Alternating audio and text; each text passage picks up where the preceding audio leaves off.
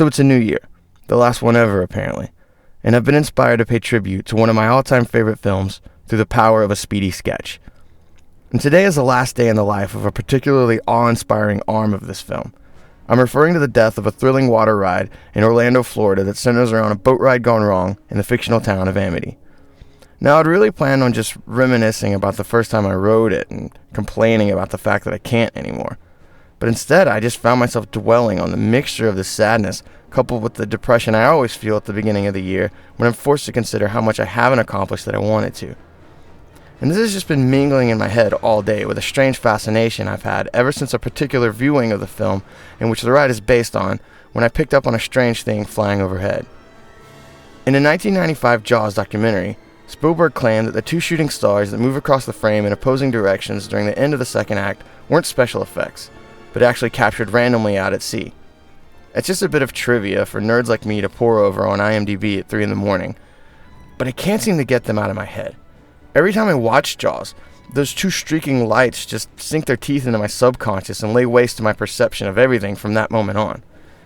You see, much like the architect of popcorn magic himself, I too was raised on a steady diet of humiliation that left me dependent totally on cinema to stay alive. I developed an unquenchable need for these mighty ghosts of light and sound. It was a need I knew would never be silenced with passivity. I also had to figure out a way to get inside the machine without the benefit of film school. Nowadays, the digital revolution has every Tom, Dick, and Harry holding up high-definition movies to the gods above and praying for table scraps, myself included. I bust my ass every single day to try and catch up. I alienate my loved ones and stay up late and get up early so I can edit or write or compose and be late for my mid-shift at Office Depot. Rolling on room tone with stupid... Oh, no, it's that. It's that paper. No, that means the... But I don't have a fraction of the discipline Spielberg had, and I know it.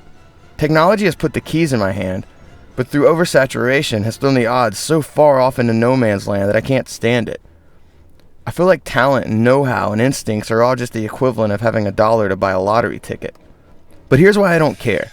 Here's why I keep stifling the urge to drive off a bridge embankment. It's because there are two shooting stars in Jaws that aren't special effects. It's this unquestionable proof that the universe is listening, that the right makes might, that no matter how much goes wrong and how many people tell you it's time to calm down and go get a clip-on tie from Walmart, you just have to want it bad enough. You just have to keep trying and eventually you'll turn the world on its ear.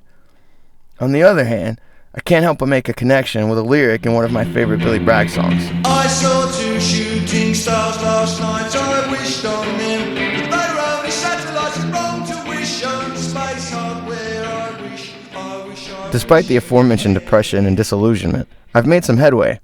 I put together tens of dollars to make a short film that paid homage to the Spielberg series Amazing Stories. I even won a film festival with it. But for every win, there's 100 losses. A dozen heart-wrenching lies, and at least one outright defiling of the human spirit.